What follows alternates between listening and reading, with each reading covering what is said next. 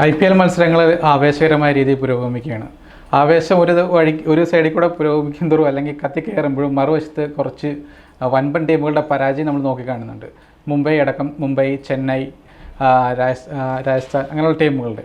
അപ്പോൾ അതുപോലെ തന്നെ നമ്മൾ കാണുന്നൊരു ടീമാണ് KKRനെ. കഴിഞ്ഞ നിലവിലെ ചാമ്പ്യന്മാരാണ്.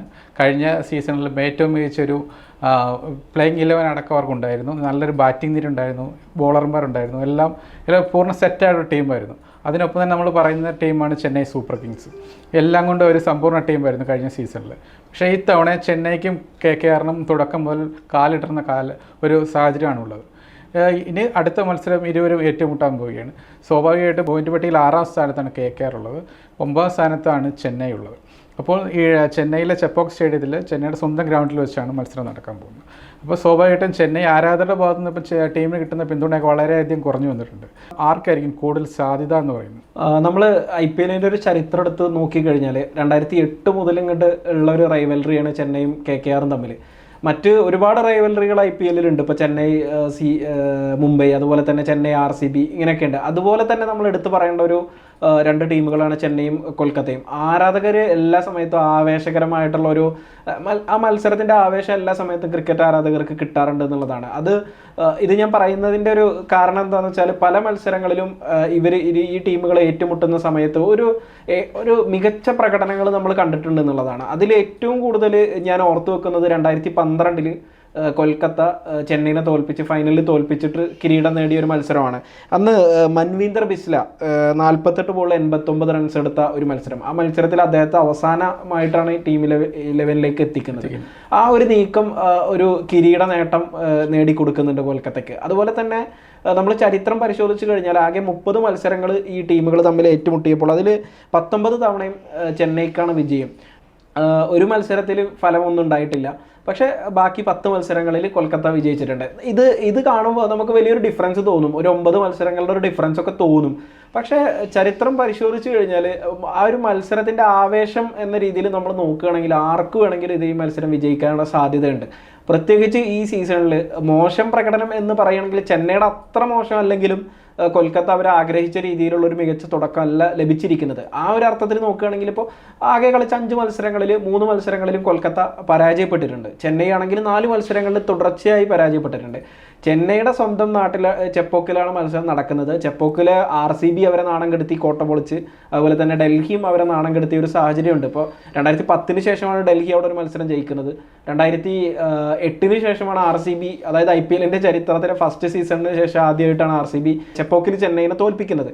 ഇത്തവണ നോക്കുകയാണെങ്കിൽ ഇപ്പോൾ കൊൽക്കത്തയുടെ ഒരു ചരിത്രം നോക്കുകയാണെങ്കിൽ ആകെ 12 മത്സരങ്ങൾ ചെന്നൈയിൽ കളിച്ചതിൽ 8 മത്സരങ്ങൾ ചെന്നൈ വിജയിച്ചിട്ടുണ്ട്, 4 മത്സരങ്ങളാണ് കൊൽക്കത്ത വിജയിച്ചിട്ടുള്ളത്. എനിക്ക് തോന്നുന്നു മറ്റ് RCB, ഡൽഹി തുടങ്ങിയ ടീമുകളെ അപേക്ഷിച്ച് നോക്കുകയാണെങ്കിൽ ചെന്നൈയുടെ മൈതാനത്ത് കുറച്ചും കൂടി ഒരു മികച്ച പെർഫോമൻസ് നടത്തിയ ടീമാണ് കൊൽക്കത്ത എന്ന കാര്യത്തിൽ സംശയമില്ല. അങ്ങനെ നോക്കുന്ന സമയത്ത് തീർച്ചയായും ചെന്നൈ അവരുടെ ഒരു കോട്ട കാക്കുക, കൂടുതൽ നാണക്കേടുകൾ ചെപ്പോക്കിൽ കൂടുതൽ നാണം കെട്ട തോൽവികൾ ചെന്നൈക്ക് നൽകുന്ന ഒരു പ്രഹരം അത്ര ചെറുതല്ല. അതുകൊണ്ട് വിജയിക്കാനുള്ള എല്ലാം കച്ചകെട്ടിട്ട് ഇപ്പോൾ കഴിഞ്ഞ മത്സരം നോക്കുകയാണെങ്കിൽ പഞ്ചാബിനെതിരെയുള്ള മത്സരം നോക്കുകയാണെങ്കിൽ ഒരു വലിയ സ്കോർ പിന്തുടർന്ന ടീം ചെന്നൈ ഒരു മികച്ച രീതിയിൽ ബാറ്റ് ചെയ്തിരുന്നു. അവസാന സമയത്ത് ഒരു 18 റൺസിൻ്റെ ഒരു ഷോട്ടാണ് അവിടെ ഉണ്ടായിട്ടുള്ളത്. അത് അവരുടെ ഫീൽഡിങ്ങിലൊക്കെ പറ്റിയ പിഴവുകളാണ് എന്ന് കോച്ചും അതുപോലെ തന്നെ ക്യാപ്റ്റനും ഒക്കെ സമ്മതിച്ചതാണ്. അപ്പോൾ ആ ഒരു അർത്ഥത്തിൽ നോക്കുകയാണെങ്കിൽ ഒരു ആവേശകരമായ ഒരു മത്സരം തന്നെ കാണാൻ സാധിക്കും. അതോടൊപ്പം തന്നെ ഇതിൻ്റെ വിജയം ആർക്കാണ് വിജയം എന്നത് കൃത്യമായി പ്രവചിക്കാൻ എനിക്ക് ഇപ്പോൾ നിലവിലെ സാഹചര്യത്തിൽ കഴിയുമെന്ന് തോന്നുന്നില്ല. അതേസമയം ഇപ്പോൾ കണക്കുകൾ നോക്കുകയാണെങ്കിൽ 3 മത്സരങ്ങൾ വിജയിച്ച ടീം കൊൽക്കത്തയാണെന്ന് വേണമെങ്കിൽ പറയാം. ചെന്നൈ തുടർച്ചയായി 4 പരാജയങ്ങളാണ് ഏറ്റുവാങ്ങിയത് എന്ന് വേണമെങ്കിൽ പറയാം. പക്ഷേ ചെന്നൈയുടെ ഒരു തിരിച്ചുവരവ് നമുക്ക് തള്ളിക്കളയാൻ കഴിയില്ല. ഈ ഒരു 4 പരാജയങ്ങൾക്ക് ശേഷം എന്തെങ്കിലും തരത്തിലുള്ള ഒരു പ്രശ്നപരിഹാരം ടീമിനകത്ത് ഫീൽഡിലും ഒക്കെ ബാറ്റിങ്ങിലും ബോളിങ്ങിലും ഒക്കെ വരുന്ന തരത്തിൽ പുതിയ ടീം എന്തെങ്കിലും പുതിയ താരങ്ങളെ ഉൾക്കൊള്ളിക്കുമോ അല്ലെങ്കിൽ മറ്റേതെങ്കിലും ഒരു കോമ്പിനേഷൻ കൊണ്ടുവരുമോ എന്നൊക്കെ നമ്മൾ കണ്ടറിയേണ്ടതാണ്.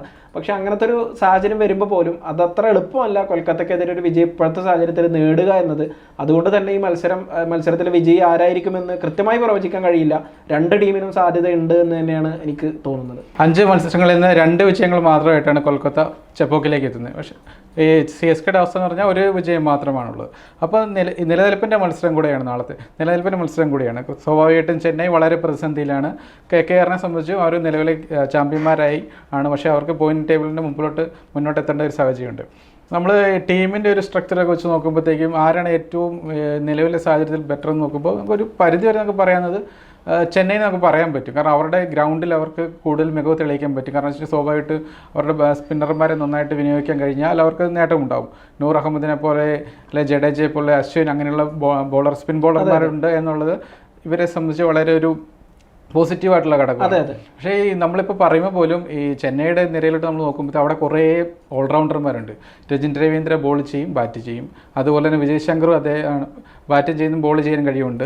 ശിവൻ ദുബെ അങ്ങനെ. പക്ഷേ ഇവരിൽ നിന്നും അതിൻ്റെതായ ഒരു പ്രകടനം ടീമിൽ കിട്ടുന്നില്ല. പ്രകടനം അവർക്ക് നടത്താനും പറ്റുന്നില്ല. അതിൻ്റെ ഒരു ഗുണം ടീമിന് ലഭിക്കുന്നില്ല.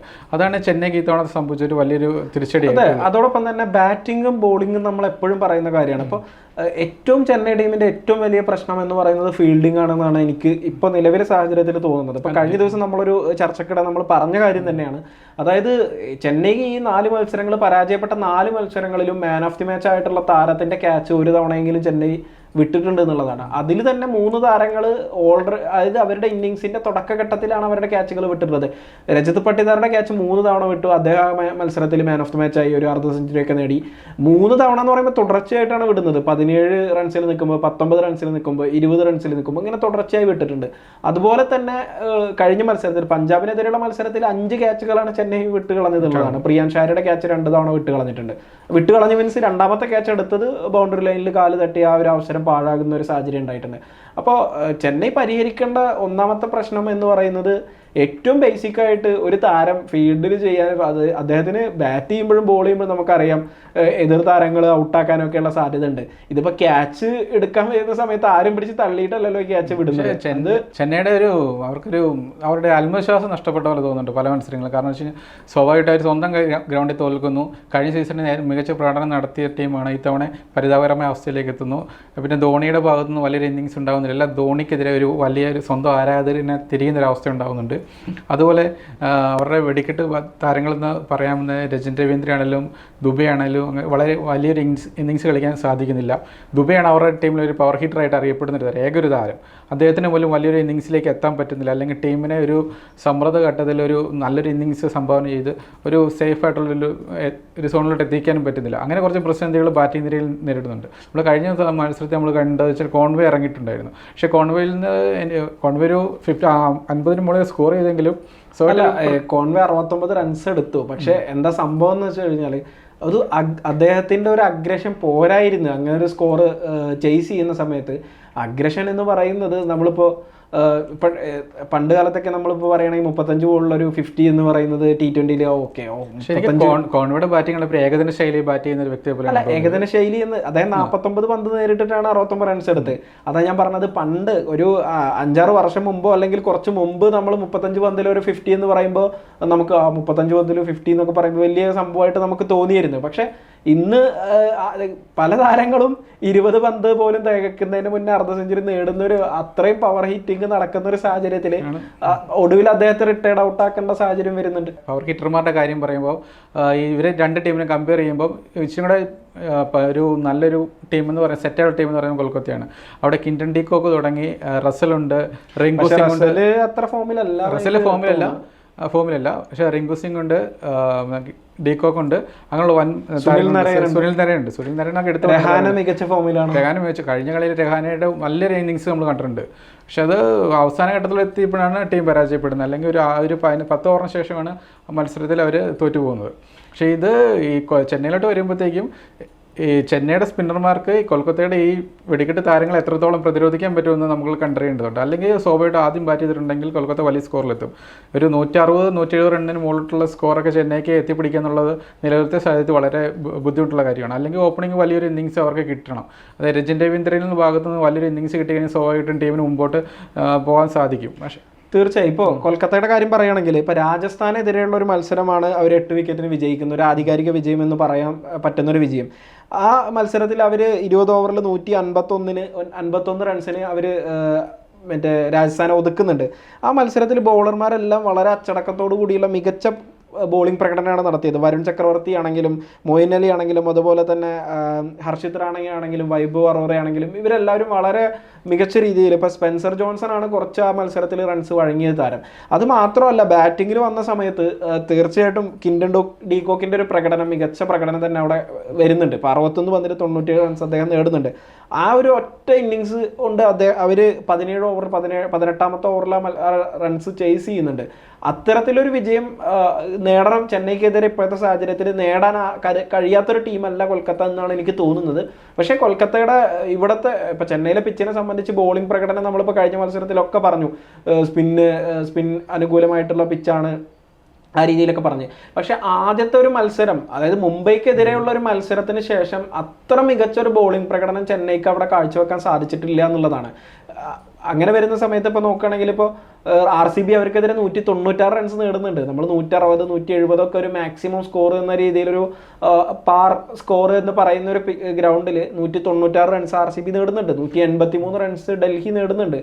ആ ഒരു അർത്ഥത്തിൽ ഇവിടെ ഈ പിച്ചിനകത്ത് ഫസ്റ്റ് ബാറ്റിംഗ് കിട്ടുകയാണെങ്കിൽ ഞാൻ ഏറ്റവും നിർണായകമായിട്ട് നോക്കിക്കാണുന്നത് സുനിൽ നരേൻ്റെ ഒരു ഇന്നിങ്സാണ്. കാരണം അദ്ദേഹം അത്ര നന്നായി കളിക്കുന്ന ഒരു താരമല്ല.